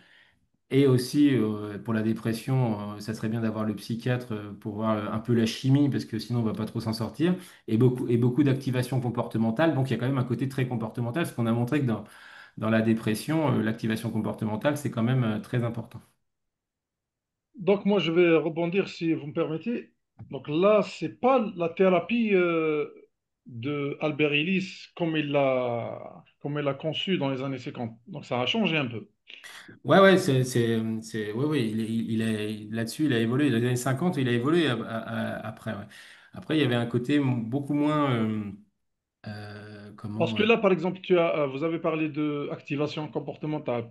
Par hmm? exemple, tout à l'heure, vous avez parlé d'exposition prolongée. Ça, c'est comportemental. Hmm? Et vous l'intégrez dans la Hmm? thérapie. Ah oui, parce qu'il y a quand même, il y a quand même des. C'est-à-dire les sous-bassements théoriques, ça diffère. Ouais, mais ça diffère. Mais enfin, là, qu'on travaille sur du comportemental, ça suffit. C'est-à-dire qu'en fait, c'est toujours l'histoire de la voie courte et de la voie longue. Parfois, si la voie courte suffit, pourquoi on irait trop travailler? Souvent, par exemple, pour des gens qui doivent s'exposer, on travaille plutôt sur les croyances qui les amènent à ne pas s'exposer. Mais clairement, ce qui va quand même soigner, c'est quand même l'exposition. Très bien. Donc, c'est une approche intégrative Ah très oui, oui. intéressante. Alors, il y a, si vous me permettez de poser d'autres questions, alors, il y a à propos du cas des TOC, donc ça, c'est Bendi Fallah, comment est procédé pour les idées irrationnelles, pour le TOC? Le TOC. Ah, oui, bah, là, pour les talks, souvent, on prend un peu les modèles comment il s'appelait EPR. ouais, Sotro et tout, on prend les choses comme ça. Après, pour les talks, on peut travailler sur ce qui active la personne, les pensées qui activent. Moi, j'ai travaillé beaucoup sur donc, il y a un côté aussi comportemental, mais sur ce qui active la personne et qu'est-ce qu'elle se dit de ce qu'elle est en train de se dire. Et c'est souvent assez irrationnel, ce qu'elle se raconte, quoi. Donc, pareil, le modèle est assez flexible parce que ça dépend ce qu'on met en A qui amène des perturbations en C, c'est-à-dire est-ce que ça augmente l'anxiété? Est-ce que ça amène la personne à avoir des comportements de rituels et des choses comme ça? Donc, on va partir du C, parce que c'est ça que j'ai oublié de dire. On part du C, on essaye de voir qu'est-ce qui déclenche, qu'est-ce qui est en lien avec le C en A, et après on essaye de trouver les croyances qui sont à l'interface des deux. Donc on applique le même modèle, mais là, sur qu'est-ce qui amène les rituels. Là, il y a une question sur, par exemple, dans le TOC, ou bien lorsque vous travaillez les croyances irrationnelles. Ça, c'est une question euh, qui m'a... Moi, lorsque j'ai commencé la thérapie, la TCC, donc j'ai vu, je me rappelle, ça fait plus de 10 ans, j'ai vu une vidéo de Albert Ellis, comment il travaillait avec une patiente. J'avais l'impression qu'il l'a forcé un peu, Ouais. qu'il l'a Alors, forcé, qu'il l'a bousculé. ouais. Et donc, moi-même, j'ai un petit peu travaillé comme ça. Mais je me suis rendu compte que je devenais un élément angoissant pour le patient. Parce Ouais, qu'il ouais, il doit prendre, c'est-à-dire il doit réfléchir à ce qu'il va dire. ouais, Est-ce que ouais. ça, c'est pas un biais, par exemple, ou bien une Alors limite? complètement. Alors c'est bien que vous le disiez, parce que on en parlait encore il y a quelques temps là, avec les auteurs du livre, parce qu'on a eu des retours, effectivement, des vidéos qui sont sur Internet d'Albert Ellis qui datent et qui sont plutôt qui desservent parce que clairement il l'a reconnu lui-même. Et il y a notamment sur cette vidéo-là, il a dit qu'il a été trop loin, quoi, et qu'il était tellement à fond dans son système un peu qui était un peu persuasif ou un peu comme ça qu'à un moment il a été un peu trop didactique, un peu trop direct, un peu trop fort. Là où les gens qui l'ont connu notamment Didier Pleu qui m'a formé. Non, c'était quelqu'un de redoutablement incisif sur le côté irrationnel. Il vous lâchait pas, comme on dit, sur aller au bout de vos croyances et au bout de la contestation. Mais c'était quelqu'un d'adorable et de plutôt très empathique, en fait, quoi. Mais très rigoureux dans la démarche. Mais ces vidéos-là desservent. Donc nous, on réfléchit et là, on a décidé, la dernière fois qu'on s'est réunis à notre association, il va falloir qu'on fasse des vidéos qui montrent autre chose, parce que là, non, c'est pas comme ça qu'on travaille. D'accord. Donc, bon, moi, personnellement, je ne vais pas le juger, mais je pense que lui, pour lui, je pense que, d'après ce que j'ai compris, ne doit pas être dans l'irrationnel. Ouais. C'est-à-dire, il fait bien. Hmm. Ah C'est non, pas mais que, là, on peut être. c'est Ouais. comme chez nous, nous avons l'imam, par exemple, avec les fidèles. Il doit lui enseigner, il doit le moraliser, il doit lui faire une prêche. Parce que lui, il fait, même si c'est culpabilisant, même si.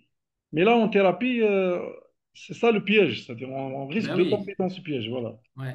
Mais alors, ce qui se passe aussi, et ça arrive souvent, c'est qu'il faut bien aussi expliquer à la personne ce qu'on cherche, sur quoi on travaille, bien lui expliquer qu'en fait, on travaille sur ses croyances, mais en fait, on va amener la personne à défusionner. Comment être. Ses croyances, c'est pas elle. Voilà. Parce que sinon, elle peut avoir l'impression qu'on l'agresse, elle, en fait. Et en gros, bah, en gros, vous pensez n'importe quoi, et puis je vais vous dire ce qu'il faut penser. Mais non, là, c'est pas bon. Là, on devient son gourou, là. Et là, il faut pas. Donc là, c'est plus, pardon, j'ai un trou, c'est la fatigue. J'ai un petit- Mais c'est vraiment dire, sur la croyance. Moi, souvent, ce que je fais, c'est que quand je travaille les croyances, physiquement même, j'essaye de me mettre de biais avec la personne, avec la feuille qui est en face de nous. Vous voyez, on regarde dans la même direction et on a écrit les croyances pour faire vivre que la croyance, c'est pas elle. On est en train de travailler tous les deux à contester cette croyance qui lui pollue la vie. Ce qui permet de la décentrer. C'est pas, c'est en elle, mais c'est pas elle, quoi. Vous voyez ce que je veux dire? Ah, oui, oui. Donc, il y a une autre question. Bon, ça, Céline Mazouz, elle a donné un cas aujourd'hui avec ma patiente anxieuse qui fait beaucoup d'attaques de panique en cette période, vu l'approche d'un concours décisif. Elle dit qu'elle ne pourra jamais y arriver et que ça lui fait perdre beaucoup de temps. Et dès que j'ai proposé un traitement à base d'anxiolytique, elle me dit qu'elle pense qu'elle va y arriver sans. Juste parce que l'image de se voir arriver jusqu'à prendre un anxiolytique l'a frustrée. C'est-à-dire, elle lui a proposé un anxiolytique, elle a dit, je pense que je vais arriver. Et, C'est un c'est-à-dire, peu c'est un peu d'une dispute du terroriste. C'est-à-dire qu'elle s'est voilà. dit, si j'en suis arrivé à se faire ça, non, je vais Donc, trouver des ressources en moi pour y arriver. alors, elle lui a dit, je lui ai tout de suite demandé qu'est-ce qui a changé en quelques secondes et elle-même dit qu'elle vient de découvrir cette force en elle, juste de peur d'arriver à prendre un trait. Voilà, Bah c'est bravo. l'exemple du terroriste. Ouais. Haute tolérance à la frustration. Elle a découvert qu'elle veut tellement pas être quelqu'un qui prend des médicaments qu'elle se dit, Voilà, non, j'ai la ressource en moi pour y arriver. Bah, c'est super. très bien. Donc, Et là, ça peut être intéressant de renvoyer la oui, réalité à des gens. C'est-à-dire que parfois, quand on voit des. Par exemple, là, j'avais une patiente, elle me disait, vous vous rendez compte, c'était une entourage de quelqu'un qui avait un problème d'alcool. Et en fait, elle me disait, vous vous rendez compte, au bruit des freins dans la cour, je sais s'il est alcoolisé ou pas. Et quand j'entends le frein qui fait dans les graviers, c'est qu'il est alcoolisé. Et le gars, eh ben, il se laissait tomber de sa voiture. Et sa femme, qui faisait trois têtes de moins que lui, elle le portait. Mais elle s'est pété le dos pendant des années à faire ça. Et à un moment, je lui ai dit, non, bah non, là, normalement, quelqu'un qui est évanoui, surtout au volant, bah, normalement, qu'est-ce que vous feriez si c'était votre voisin? Bah, j'appellerais les pompiers. Bah, appelez les pompiers. Parce qu'en addicto, il ne faut pas compenser les problèmes de l'autre. Donc, là, appelez les pompiers. Mais là, de se rendre compte que pour elle, ils n'en étaient pas arrivés là, quoi. Mais si, ils en sont arrivés là. Et lui, il a eu très peur, parce que comme c'était un ancien médecin très réputé, et il voulait pas retourner il voulait pas que ça se sache, de savoir que là, la prochaine fois, c'était les pompiers qui vont l'emmener au CHU, là, il a été super motivé pour quand même réduire sa consommation d'alcool. Donc à un moment, renvoyer la réalité. qu'elle soit, voilà, c'est la réponse normalement en France, quelqu'un qui est vraiment sur la route ou qui est pas bien, bah, c'est les pompiers ou c'est la police si on a déconné. Bah, de renvoyer la réalité parfois sans trop psychologiser, ça aide les personnes à dire non mais quand même, non, non, mais attendez, non, non, j'ai pas envie d'en arriver là, quoi. Et là, ils retrouvent une motivation. Oui, en thérapie comportementale, on l'appelle le facteur motivant. Hmm. Il peut être de divers types.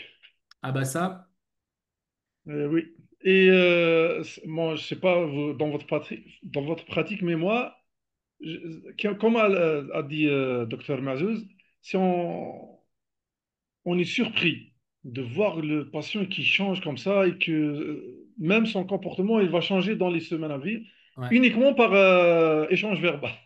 ouais, ouais, Et ouais. voilà. Bah non, mais c'est qu'il y a une autre vision de soi, de la vie, de la réalité. Et la personne, tout d'un coup, est plus en phase avec la réalité. Elle voit des Voilà. choses, ou elle entrevoit des choses qu'elle ne voyait pas avant, parce que pour elle était ailleurs. Donc ça change tout, parce que ça donne d'autres perspectives. Ça lui donne aussi ouais, une autre vision de la réalité, d'où elle en est, quoi, et qu'est-ce qui va se passer. Et donc, ça peut être effectivement très motivant. Mais là, c'est tous les facteurs motivationnels qui qui sont beaucoup travaillés en entretien motivationnel. D'ailleurs, Émeric Languerrand est un grand spécialiste, hein, celui qui a un des Nous co-auteurs. l'avons Vous nous devriez l'avons déjà l'inviter. invité. Il nous Ah, a vous fait l'avez une déjà invité? conférence. Oui, c'est Oui, formidable. sur l'entretien motivationnel. Ça Hmm. fait 2 ans, je pense.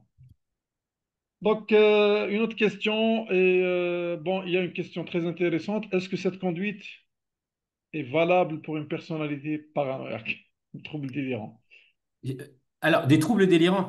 Ah non, non, les troubles délirants, faut pas. Nous, on va pas faire de la confrontation avec quelqu'un qui n'est pas dans la réalité. On travaille avec la réalité, mais là, la personne, elle n'est plus dans la Voilà. réalité.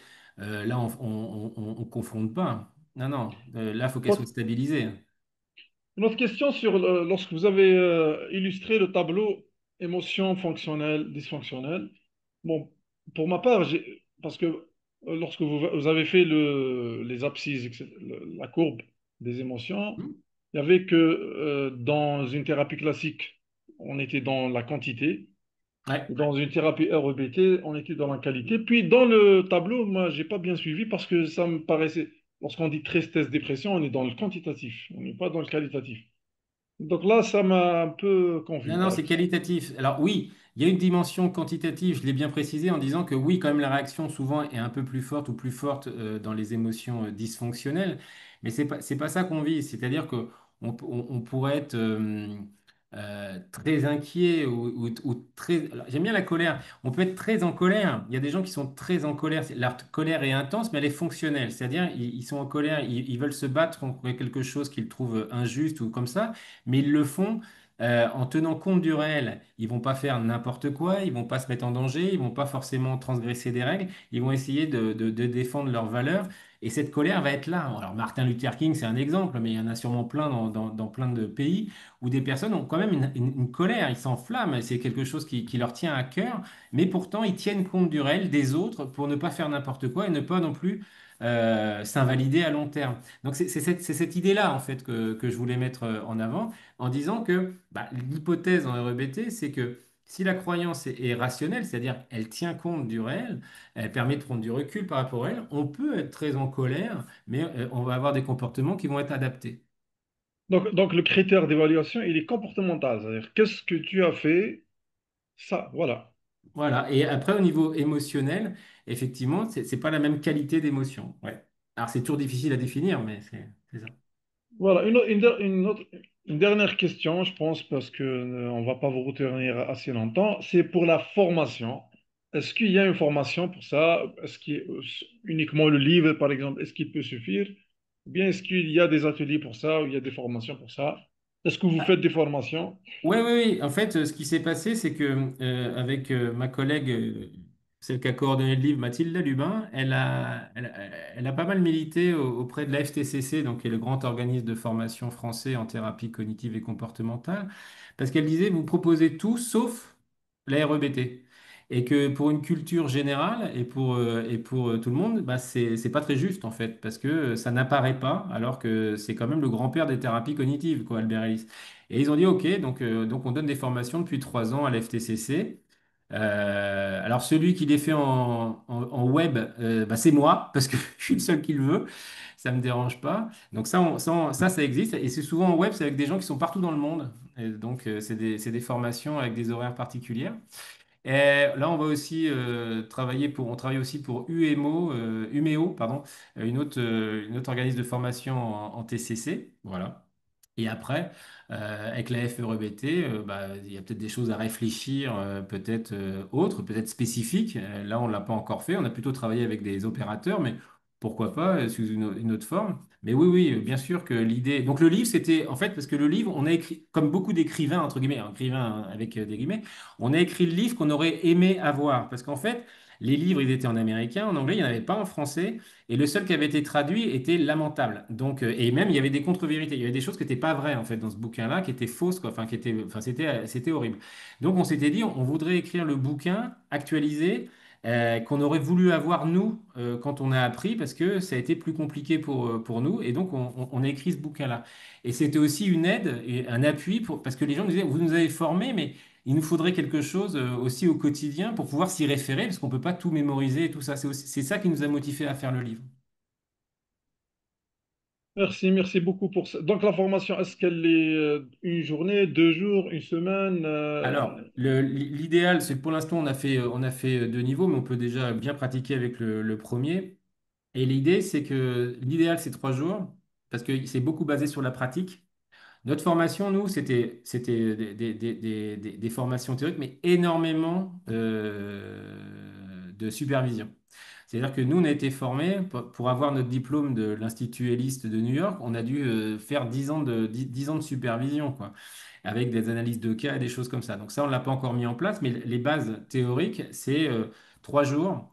L'idéal, on peut le faire parfois, on le fait à la FTCC, c'est 2 jours. À l'UMEO, c'est 2 jours, parce que pour des raisons, mais c'est un peu court. Mais 3 jours, là, ça commence là, c'est pas mal. Donc 2 fois 3 jours, déjà, on peut bien bosser sur ça.